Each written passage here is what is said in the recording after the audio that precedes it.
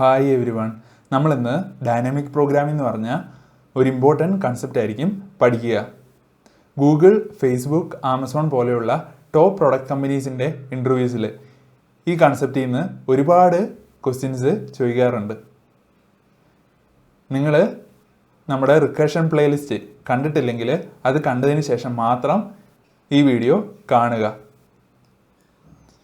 നമ്മൾ dynamic programming എന്ന് പറഞ്ഞ ഈ കൺസെപ്റ്റിനെ ഒരു പ്രോബ്ലത്തിലൂടെ ആയിരിക്കും മനസ്സിലാക്കുക. Climbing stairs. You are climbing A staircase. It takes n steps to reach to top. Each time you can either climb one step or two steps. In how many distinct ways can you climb to top? Input n equal to 3, output 3. നിങ്ങളൊരു stair case climb ചെയ്യുകയാണ്. ആ stair കേസിന് n സ്റ്റെപ്സാണ് ഉള്ളത്. n ആയിരിക്കും നമ്മുടെ input. Each time you can either climb one step or two steps. At a time നിങ്ങൾക്ക് ഒന്നുകിൽ ഒരു സ്റ്റെപ്പേ ക്ലൈംബ് ചെയ്യാൻ പറ്റുള്ളൂ, അല്ലെങ്കിൽ രണ്ട് സ്റ്റെപ്സ്. എത്ര വേസിൽ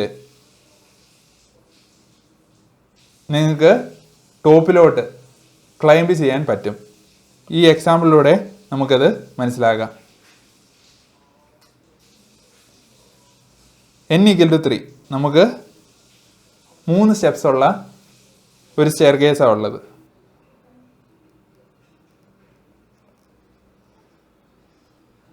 എത്ര ബേസിൽ നമുക്ക് ഈ സ്റ്റെയർ കേസ് ക്ലൈംബ് ചെയ്യാൻ പറ്റും? അറ്റ് എ ടൈം നിങ്ങൾക്ക് ഒരു സ്റ്റെപ്പ് അല്ലെങ്കിൽ രണ്ട് സ്റ്റെപ്പേ വെക്കാൻ പറ്റത്തുള്ളൂ. അന്നേരം ഒരു വേ എന്ന് പറഞ്ഞു കഴിഞ്ഞാൽ ആദ്യമേ നിങ്ങൾ ഈ ഒരു സ്റ്റെപ്പിലോട്ട് വരും, അത് കഴിഞ്ഞ് ഈ സ്റ്റെപ്പിൽ നിന്ന് ഈ സ്റ്റെപ്പിലോട്ട് വരും, അത് കഴിഞ്ഞ് മുകളിലത്തെ സ്റ്റെപ്പിലോട്ട്. ഇതാണ് ഒരു വേ.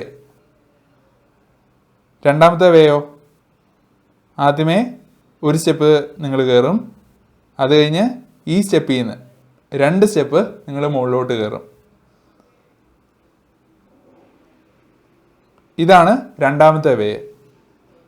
ഇനിയോ, ആദ്യം നിങ്ങൾ രണ്ട് സ്റ്റെപ്പ് കയറും, അത് കഴിഞ്ഞ് പിന്നെ ഒരു സ്റ്റെപ്പ് കയറും. ഇതാണ് മൂന്നാമത്തെ വേ. ടോട്ടലി 3 വേസാണുള്ളത്. അതുകൊണ്ട് നമുക്ക് ഔട്ട്പുട്ട് 3 എന്ന് കിട്ടി. പിന്നെ ക്വസ്റ്റ്യനിൽ ഒരു കൺസ്ട്രെയിൻ്റ് കൂടി പറഞ്ഞിട്ടുണ്ട്. എന്നിൻ്റെ value greater than or equal to 1 ആയിരിക്കും. ഇതെങ്ങനെ നമുക്ക് സോൾവ് ചെയ്യാൻ നോക്കാം. നമുക്ക് ക്ലൈം സ്റ്റെയർസ് n എന്ന് പറഞ്ഞൊരു ഫംഗ്ഷൻ ഉണ്ട്. ഈ ഫംഗ്ഷൻ ചെയ്യുക, എത്ര വേസ് ഉണ്ട് n സ്റ്റെയർസ് ക്ലൈംബ് ചെയ്യാൻ എന്ന് കാൽക്കുലേറ്റ് ചെയ്യുകയാണ്. ക്ലൈം സ്റ്റെയർസ് n എന്ന് പറഞ്ഞ ഫംഗ്ഷൻ nth സ്റ്റെയർ ക്ലൈംബ് ചെയ്യാൻ എത്ര വേസ് ഉണ്ടെന്ന് കാൽക്കുലേറ്റ് ചെയ്യുകയാണ് ചെയ്യുന്നത്. നമുക്കറിയാം, അറ്റ് എ ടൈം ഒരു സ്റ്റെപ്പ് അല്ലെങ്കിൽ രണ്ട് സ്റ്റെപ്പാണ് നമുക്ക് ക്ലൈംബ് ചെയ്യാൻ പറ്റുക. അന്നേരം നമ്മൾ അവസാനത്തെ ക്ലൈംബ് എടുക്കുകയാണ്, ഈ nth സ്റ്റെയറിലോട്ടുള്ള ആ ക്ലൈംബ്. അത് ഏതൊക്കെ സ്റ്റെയർസിൽ നിന്ന് നമുക്ക് ക്ലൈംബ് ചെയ്യാൻ പറ്റും?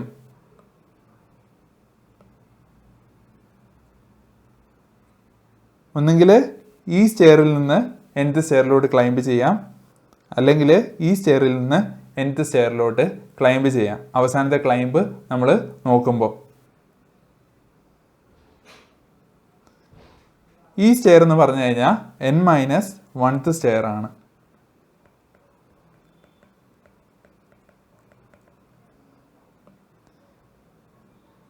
ഈ stair n-2th സ്റ്റെയറും.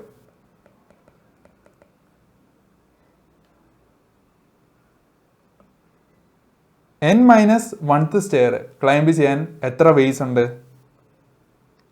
Climb stairs of n-1. n-1th stair climb ചെയ്യാൻ നമുക്ക് ക്ലൈം സ്റ്റെയർസ് n-1 വേസ് ഉണ്ട്. n minus 2th stair climb ചെയ്യാനോ? Climb stairs n minus 2. നമുക്ക് n മൈനസ് 1th സ്റ്റെയറും n മൈനസ് 2th സ്റ്റെയറും ക്ലൈംബ് ചെയ്യാനുള്ള നമ്പർ ഓഫ് വേസ് അറിയാമെങ്കിൽ നമുക്ക് nth സ്റ്റെയർ ക്ലൈംബ് ചെയ്യാനുള്ള നമ്പർ ഓഫ് വേസ് കാൽക്കുലേറ്റ് ചെയ്യാൻ പറ്റത്തില്ലേ?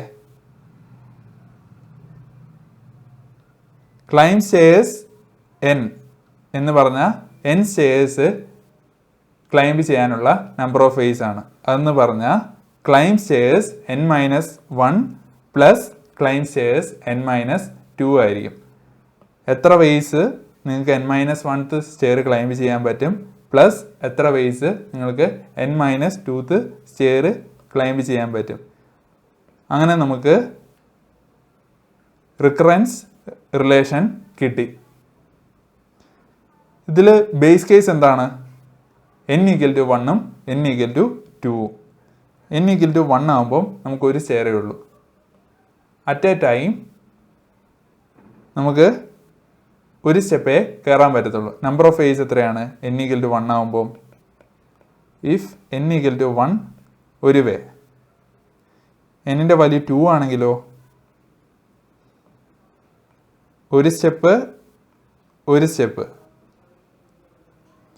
അങ്ങനെ നമുക്ക് ഒരു വേ കിട്ടി, അല്ലെങ്കിൽ രണ്ട് സ്റ്റെപ്പ് ഒരുമിച്ച്. 2 if n equal to 2. Climb stairs n equal to climb stairs n minus 1 plus climb stairs n minus 2 if n greater than 2 equal to n if n equal to 1 or n equal to 2. ഇതിൻ്റെ code നമുക്ക് നോക്കാം. Def climb stairs n if n equal to 1 or n equal to 2 return n. Return climb stairs n minus 1 plus climb stairs n minus 2. ഇതിൻ്റെ time complexity order of 2n ആണ്.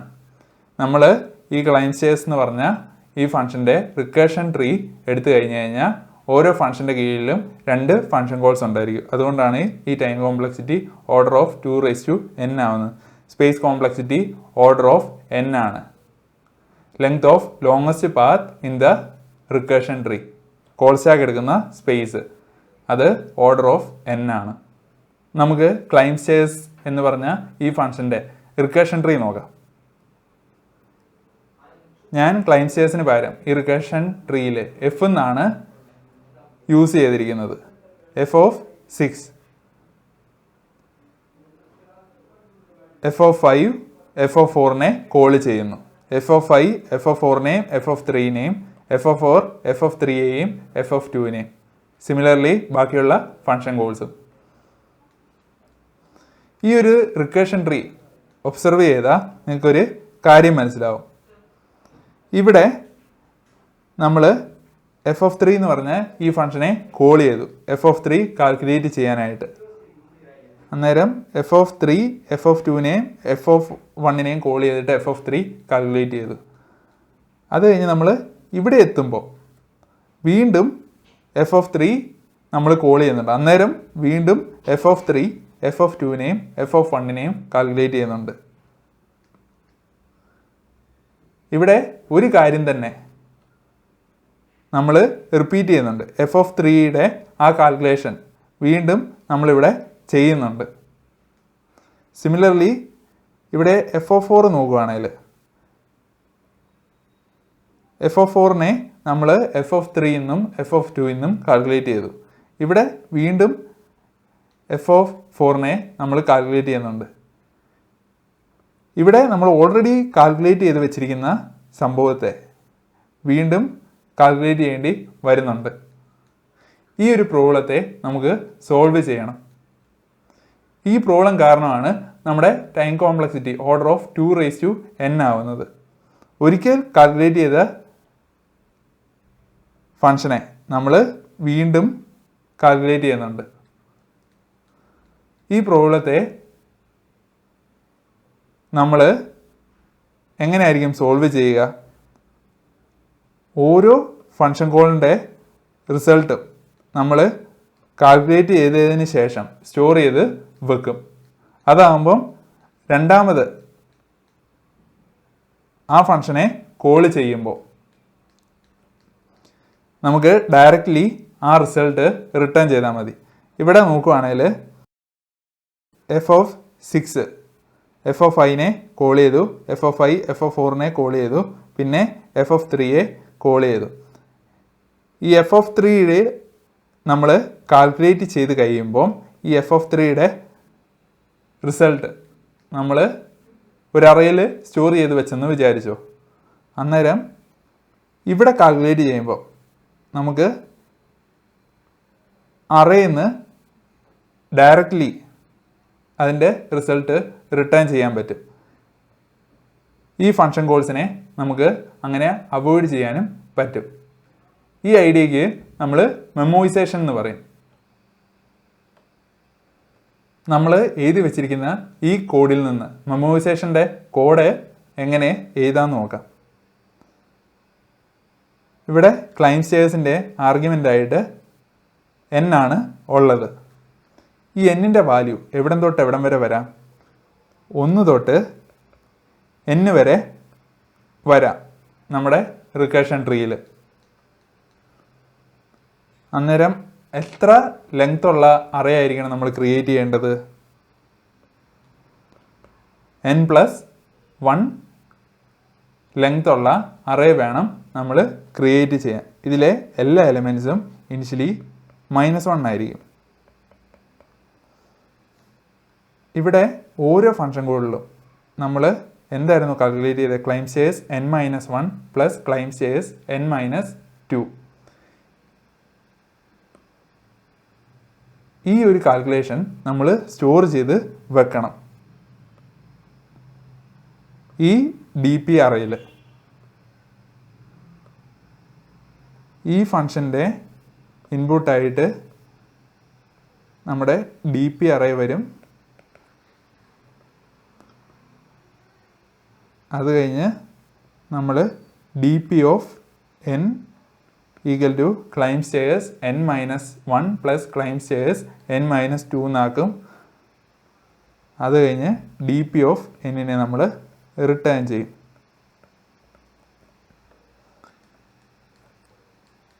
നമ്മൾ already store ചെയ്ത് വെച്ച ഒരു റിസൾട്ടിനെ നമുക്ക് രണ്ടാമത് വരുമ്പോൾ ഈ DP അറയിൽ നിന്ന് ഡയറക്റ്റ്ലി എടുക്കാൻ പറ്റും. ക്ലൈം സ്റ്റേഴ്സ് n-1ഉം ക്ലൈം സ്റ്റേഴ്സ് n-2ഉം കാൽക്കുലേറ്റ് ചെയ്യാണ്ട് എന്ന് വെച്ചാൽ ഇത്രേ ഉള്ളൂ. നമ്മൾ ഇപ്പം ഈ f(4)ൻ്റെ വാല്യൂ സ്റ്റോർ ചെയ്ത് വെച്ചെന്ന് വെച്ചു. f(4)ൻ്റെ റിസൾട്ട് അതെവിടെയായിരിക്കും നമ്മൾ സ്റ്റോർ ചെയ്ത് വെച്ചിട്ടുണ്ട്? DP of 4-ലായിരിക്കും.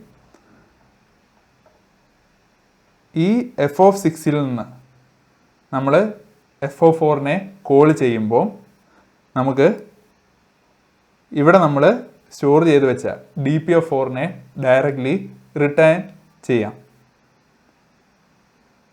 ഇത്രയും പാർട്ട് കാൽക്കുലേറ്റ് ചെയ്യാണ്ട്.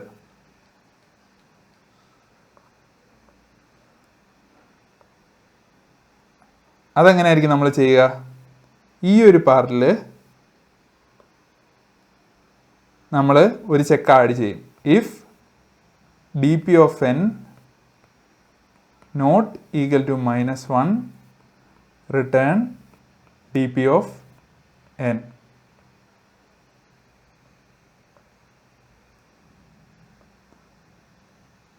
ഇതാണ് മെമ്മോയിസേഷൻ്റെ കംപ്ലീറ്റ് കോഡ്. ഇതിൽ time complexity order of n ആണ്. ഓരോ സബ് പ്രോബ്ലത്തെയും നമ്മൾ DP അറയിൽ സ്റ്റോർ ചെയ്ത് വെക്കുന്നുണ്ട്. അതുകൊണ്ടാണ് time complexity order of n ആയി മാറുന്നത്. കാരണം രണ്ടാമത് ആ സെയിം സബ് പ്രോബ്ലം വരുമ്പോൾ നിങ്ങൾക്ക് കുറേ കാൽക്കുലേഷൻസ് അവോയ്ഡ് ചെയ്യാൻ പറ്റും. അങ്ങനെ നമുക്ക് time complexity order of n ആയി. സ്പേസ് കോംപ്ലക്സിറ്റിയും ഓർഡർ ഓഫ് n ആണ്. Length of longest path in the recursion tree. അത് ഓർഡർ ഓഫ് n ആണ്, കോൾ സ്റ്റാക്ക് എടുക്കുന്ന സ്പേസ്. നമ്മൾ ഈ കോഡിൽ റിക്കർഷൻ ഉപയോഗിച്ചിട്ടായിരുന്നു ഈ പ്രോബ്ലത്തെ സോൾവ് ചെയ്തത്. നമുക്ക് റിക്കർഷനെ റിമൂവ് ചെയ്യണം, ഐട്രേഷൻ കൊണ്ടുവരണം. ആ ഒരു പ്രോസസ്സിനെ നമ്മൾ ടാബുലേഷൻ എന്ന് പറയും. നമ്മൾ ഫസ്റ്റ് പണ്ടത്തെ പോലെ ആ സെയിം DP array ക്രിയേറ്റ് ചെയ്യും, n+1 എലമെൻറ്റ്സ് ഉള്ള. ഇവിടെ ബേസ് കേസിലോട്ട് നോക്കും. n = 1 ആണെങ്കിൽ നമ്മൾ 1നെ റിട്ടേൺ ചെയ്യും. n = 2 ആണെങ്കിൽ 2നെ റിട്ടേൺ ചെയ്യും. അന്നേരം നമ്മൾ DP ഓഫ് 1, എന്നിൻ്റെ വാല്യൂ 1 ആണെങ്കിൽ എന്തായിരുന്നു റിട്ടേൺ ചെയ്യേണ്ടത്? 1നെയാണ് റിട്ടേൺ ചെയ്യേണ്ടത്. DP of 1 = 1. DP of 2 = 2.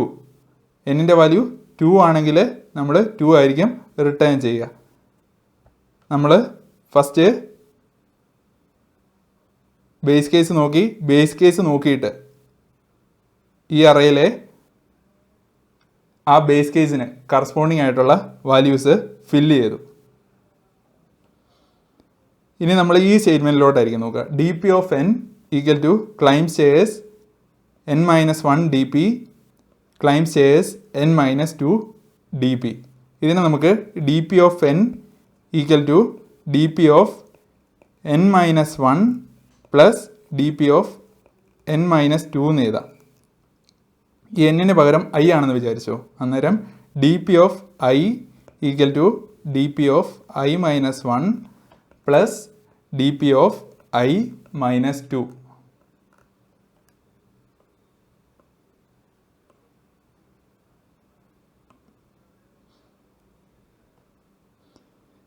ഇവിടെ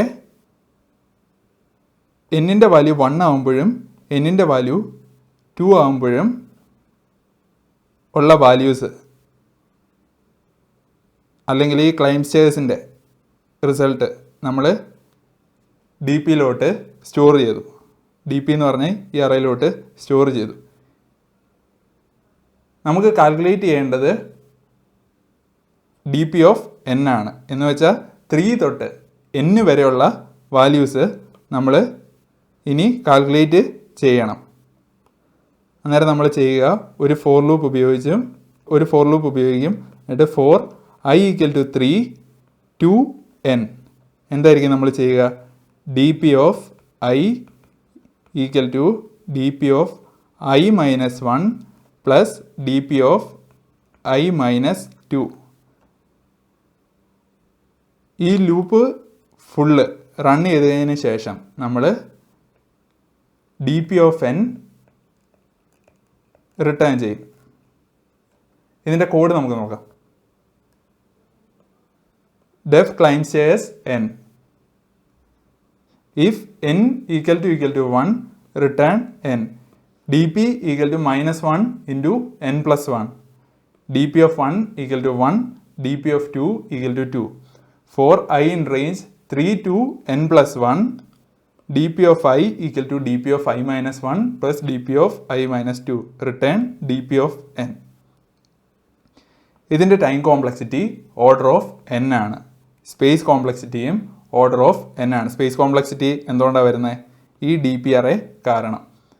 ഇവിടെ നോക്കുവാണെങ്കിൽ നമ്മൾ n = 1 എന്ന് പറഞ്ഞാൽ ഈ കേസിനെ സെപ്പറേറ്റ് ആയിട്ട് ഹാൻഡിൽ ചെയ്തിട്ടുണ്ട്. എന്തുകൊണ്ടായിരിക്കും ഹാൻഡിൽ ചെയ്തിരിക്കുന്നത്? ഈ ഒരു സ്റ്റേറ്റ്മെൻറ്റ് ഇവിടെ ഇല്ലെങ്കിൽ എന്തായിരിക്കും സംഭവിക്കുക? എന്നിൻ്റെ വാല്യൂ 1 ആകുമ്പം -1 × 2 2 എലമെൻറ്റ്സ് ഉള്ള ഒരു അറേ നമ്മൾ ഇവിടെ ക്രിയേറ്റ് ചെയ്യും. അത് കഴിഞ്ഞ് DP of 1 = 1. അത് കഴിഞ്ഞ് DP of 2 = 2. ഇവിടെ നമുക്ക് എറർ കിട്ടും. കാരണം സെക്കൻഡ് ഇൻഡെക്സ് ആ അറേയിൽ ഇല്ല. അതുകൊണ്ടാണ് n = 1ൻ്റെ ഈ കേസിനെ നമ്മൾ സെപ്പറേറ്റ് ആയിട്ട് ഇവിടെ ഹാൻഡിൽ ചെയ്തിരിക്കുന്നത്.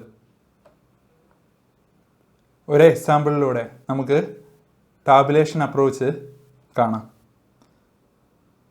n = 5 ആണെന്ന് വിചാരിച്ചു. ഇനിഷ്യലി നമ്മളെടുത്ത ഡി പി അറയിലെ എല്ലാ എലമെൻസും -1 ആയിരിക്കും. n = 5 ആയതുകൊണ്ട് 6 എലമെൻസ് ആണ് ഈ ഡി പി അറയിൽ ഉള്ളത്.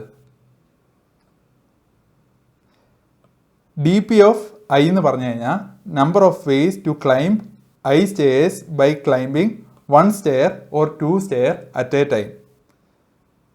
നമ്മൾ D P of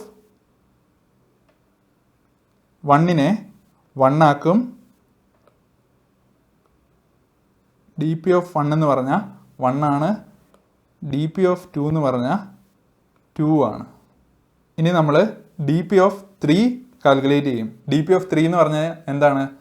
number of ways to climb 3 stairs by climbing 1 stair or 2 stairs at a time. അതെന്ന് പറഞ്ഞാൽ D P of i-1 plus D P of i-2. D P of 3 എന്ന് പറഞ്ഞാൽ D P of 2 plus D P of 1. 2 + 1 എത്രയാ? 3. അങ്ങനെ നമുക്കിവിടെ 3 എന്ന് കിട്ടി. ഇനി നമുക്ക് ഡി പി ഓഫ് 4 വേണം. ഡി പി ഓഫ് 4 എവിടെ നിന്നായിരിക്കും നമ്മൾ കാൽക്കുലേറ്റ് ചെയ്യുക? ഡി പി ഓഫ് 3 നിന്നും ഡി പി ഓഫ് 2 നിന്നും. 3 + 2 എത്രയാ? 5.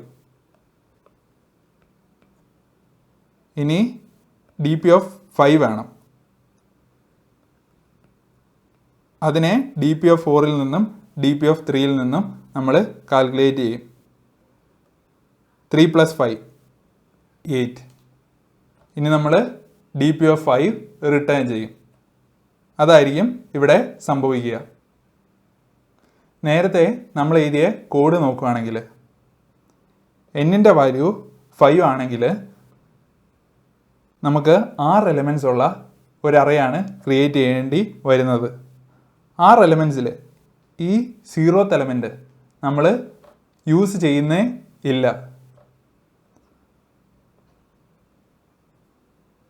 ഈ 0th എലമെൻറ്റ് ഇല്ലായിരുന്നെങ്കിൽ അറയുടെ സൈസ് 5 ആയിരിക്കും. ഇതിനെ എങ്ങനെ റിമൂവ് ചെയ്യാൻ നമുക്ക് നോക്കാം. ഈ അറയ്ക്ക് പകരം നമുക്ക് ഇങ്ങനെ ഒരു അറയാണ് വേണ്ടത്. നമ്മൾ നേരത്തെ ഡി പി ഓഫ് ഐ എന്ന് പറഞ്ഞ number of ways to climb i stairs by climbing 1 stair or 2 stairs at a time എന്നായിരുന്നു. ഈ ഒരു ലോജിക്കിനെ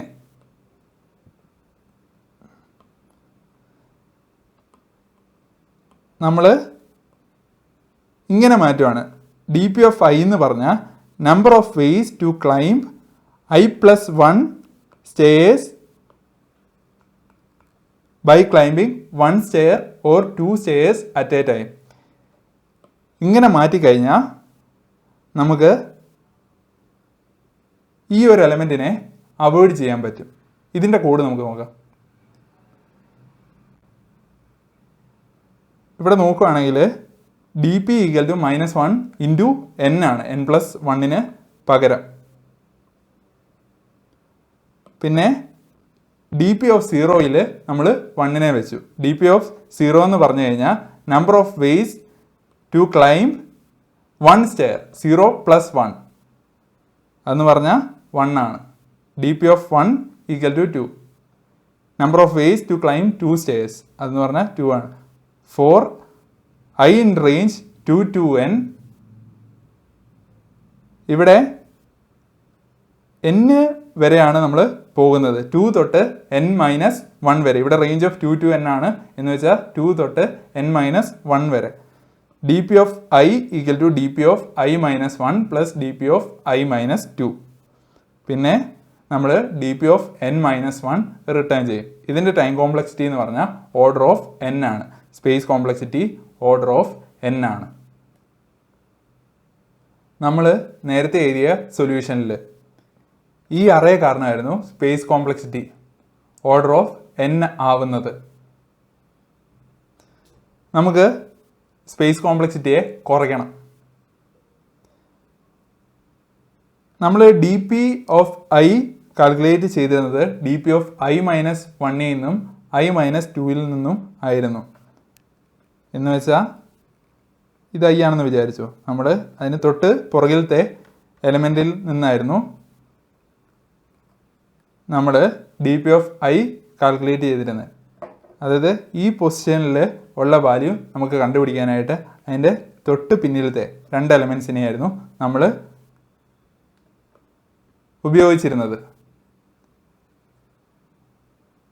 ഇവിടെ 1+2 ചെയ്തിട്ട് നമുക്ക് 3 കിട്ടി. അത് കഴിഞ്ഞ് ഡി പി ഓഫ് 3 എങ്ങനെയായിരുന്നു കണ്ടുപിടിക്കുന്നത്? അതിന് തൊട്ട് മുമ്പിലത്തെ 2 എലമെൻറ്റ്സ് യൂസ് ചെയ്തിട്ട് ഡി പി ഓഫ് 1ഉം ഡി പി ഓഫ് 2ഉം അങ്ങനെയാണ് നമ്മൾ ഇതും കാൽക്കുലേറ്റ് ചെയ്യുന്നത്. 2 + 3 5. പിന്നെ സിമിലർലി ഇവിടെയും അതിന് തൊട്ട് പിന്നിലത്തെ 2 എലമെൻറ്റ്സ് യൂസ് ചെയ്തിട്ടാണ് നമ്മൾ അതും കാൽക്കുലേറ്റ് ചെയ്തിരുന്നത്. ഈ അറയെ നമുക്ക് ഒഴിവാക്കണം. അതിനുവേണ്ടി നമ്മൾ യൂസ് ചെയ്യാൻ പോകുന്ന ഐഡിയ എന്ന് പറഞ്ഞു കഴിഞ്ഞാൽ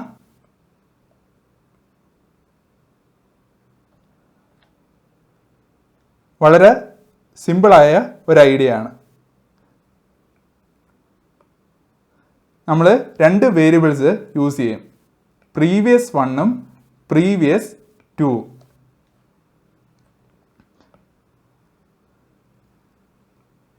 നമുക്ക് ഇവിടുത്തെ വാല്യൂ ആണ് ഫസ്റ്റ് കാൽക്കുലേറ്റ് ചെയ്യേണ്ടത്. പ്രീവിയസ് 1 എന്ന് പറഞ്ഞാൽ ഇതിന് തൊട്ട് പിന്നിലുള്ള എലമെൻറ്റ് അതെത്രയാ? 2 ആണ്. പ്രീവിയസ് 2 എന്ന് പറഞ്ഞാൽ അതിന് തൊട്ട് പിന്നിലുള്ള രണ്ടാമത്തെ എലമെൻറ്റ് 2 ആയിരുന്നു തൊട്ട് പിന്നിലെ ആദ്യത്തെ എലമെൻറ്റ്. പിന്നെ തൊട്ട് പിന്നിലെ രണ്ടാമത്തെ എലമെൻറ്റ് 1ഉം. നമ്മൾ ചെയ്യുക പ്രീവിയസ് 1ഉം പ്രീവിയസ് 2ഉം കൂട്ടും.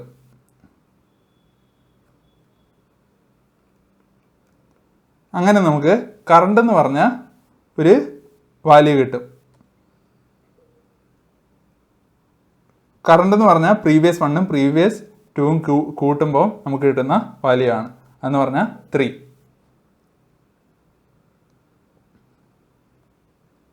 അങ്ങനെ നമുക്കിവിടെ 3 എന്ന് കിട്ടും. ഈ അറേ ഇപ്പോൾ ഇല്ല, നിങ്ങൾ ജസ്റ്റ് ഇമാജിൻ ചെയ്താൽ മതി. ഇനി എന്തായിരിക്കും നമ്മൾ ചെയ്യുക? പ്രീവിയസ് 1 ഇപ്പം 2 ആണ്, പ്രീവിയസ് 2 ഇപ്പം 1 ആണ്. നമ്മളിനി പ്രീവിയസ് സത്യത്തിൽ എങ്ങനെയായിരുന്നു ഇതിരുന്നത്?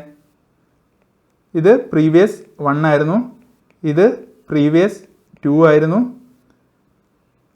ഇത് കറണ്ടാണ്.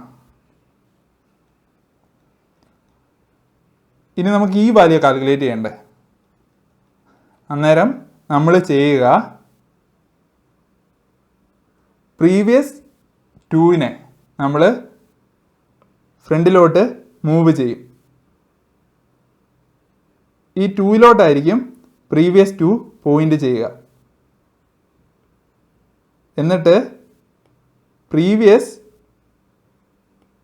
1നെ നമ്മൾ ഈ കറണ്ടിലോട്ടും മൂവ് ചെയ്യും.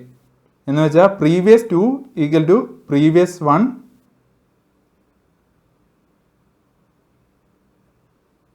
Previous 1 equal to current. ഇങ്ങനെ നമ്മൾ മൂവ് ചെയ്യും. ഇനി വീണ്ടും നമ്മൾ കറണ്ട് കാൽക്കുലേറ്റ് ചെയ്യും. കറണ്ട് എത്രയാണ്? Previous 1 plus previous 2. പ്രീവിയസ് 2 ഇപ്പോൾ എത്ര ആണ്? 2 ആണ്. പ്രീവിയസ് 1 3 ആണ്. കറണ്ട് എത്രയാണ്? പ്രീവിയസ് 2 പ്ലസ് പ്രീവിയസ് 1 എന്ന് പറഞ്ഞാൽ 5 ആണ്.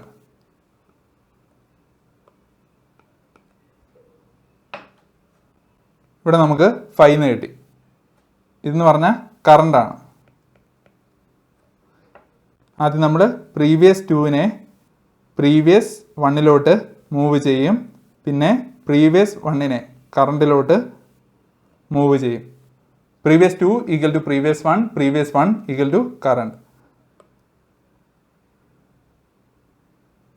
ഇപ്പം പ്രീവിയസ് ടു 3 ആണ്, പ്രീവിയസ് 1 5 ആണ്. കറണ്ട് നമ്മൾ വീണ്ടും കാൽക്കുലേറ്റ് ചെയ്യും. പ്രീവിയസ് 2 പ്ലസ് പ്രീവിയസ് 1 എന്ന് പറഞ്ഞാൽ 8 ആണ്. ഇനി നമ്മൾ പ്രീവിയസ് 1നെ ഫ്രണ്ടിലോട്ട് മൂവ് ചെയ്യും, പ്രീവിയസ് 2നെ ഫ്രണ്ടിലോട്ട് മൂവ് ചെയ്യും. ഇപ്പം പ്രീവിയസ് 1 ലാസ്റ്റ് എലമെൻറ്റിലോട്ടാണ് പോയിന്റ് ചെയ്യുന്നത്. അന്നേരം നമ്മൾ പ്രീവിയസ് 1നെ റിട്ടേൺ ചെയ്യും. Return previous 1. ഇങ്ങനെ നമുക്ക് സ്പേസ് റെഡ്യൂസ് ചെയ്യാൻ പറ്റും. ഇതിൻ്റെ കോഡ് നമുക്ക് നോക്കാം. def climb stairs n if n equal to 1 return n, previous 2 equal to 1, previous 1 equal to 2. For I in range 2 to n, current number equal to previous 2 plus previous 1. Previous 2 equal to previous 1, previous 1 equal to current number. Return previous 1. ഇതിന് time complexity എന്ന് പറഞ്ഞാൽ order of n ആണ്. Space complexity order of 1. നമ്മൾ ഈ പ്രോബ്ലത്തിൽ എന്തൊക്കെയായിരുന്നു ചെയ്തിരുന്നത്? നമ്മൾ first recursion use ചെയ്ത് ഈ പ്രോബ്ലത്തെ സോൾവ് ചെയ്തു.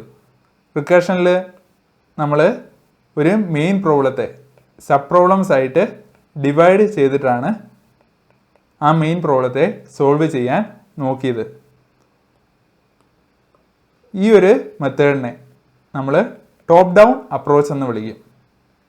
ഒരു മെയിൻ പ്രോബ്ലത്തെ സബ് പ്രോബ്ലംസ് ആയിട്ട് ഡിവൈഡ് ചെയ്തിട്ട് ആ പ്രോബ്ലത്തെ സോൾവ് ചെയ്യാൻ നോക്കുന്ന ഈ ഐഡിയനെ നമ്മൾ ടോപ്പ് ഡൗൺ അപ്രോച്ച് എന്ന് വിളിക്കും.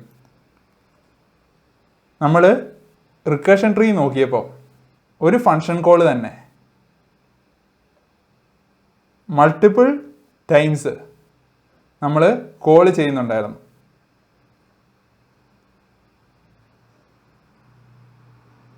ഈ ട്രീയിൽ നോക്കുവാണെങ്കിൽ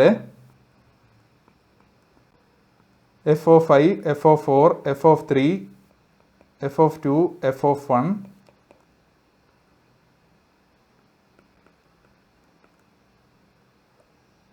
ഇവിടെ എഫ് ഓഫ് 2 വരും, പിന്നെ ഇവിടെ F of 3, F of 2, F of 1 എന്ന് വരും.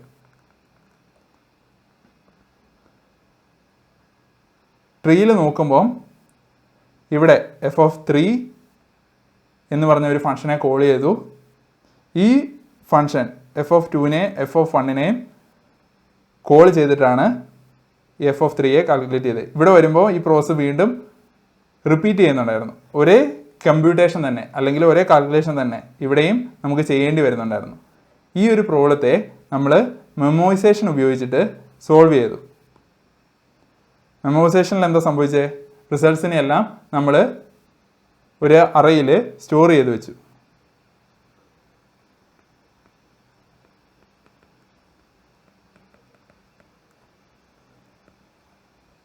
അത് കഴിഞ്ഞതിന് ശേഷം നമ്മൾ റിക്കർഷനെ റിമൂവ് ചെയ്തിട്ട്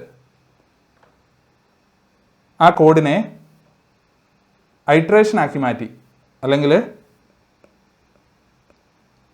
ടാബുലേഷൻ മെത്തേഡ്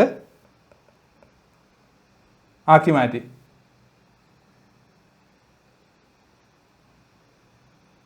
ടാബുലേഷൻ മെത്തേഡിൽ എന്താ സംഭവിച്ചത്? നമ്മൾ ഐട്രേഷൻ ഉപയോഗിച്ചിട്ട് ഡി പി അറേ ഫില്ല് ചെയ്തു. ടാബുലേഷനിൽ നമ്മൾ തുടക്കത്തിൽ 2 എലമെൻസിനെ ഡി പി ഓഫ് 0നെയും ഡി പി ഓഫ് 1നെയും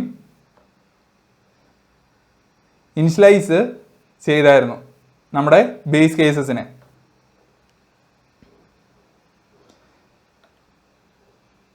അത് കഴിഞ്ഞിട്ടാണ് നമ്മൾ പ്രോബ്ലത്തെ സോൾവ് ചെയ്തിരുന്നത്. എന്ന് വെച്ചാൽ നമ്മൾ സബ് പ്രോബ്ലത്തിൽ നിന്നാണ് മെയിൻ പ്രോബ്ലത്തെ സോൾവ് ചെയ്യുന്നത്.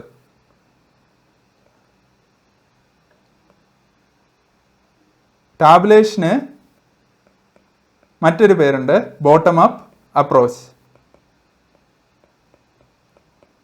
സബ് പ്രോബ്ലത്തിൽ നിന്ന് നമ്മുടെ മെയിൻ പ്രോബ്ലത്തെ സോൾവ് ചെയ്യുകയാണ്. ആ ഒരു മെത്തേഡിനെ നമ്മൾ ബോട്ടം അപ്പ് അപ്രോച്ച് എന്ന് വിളിക്കും.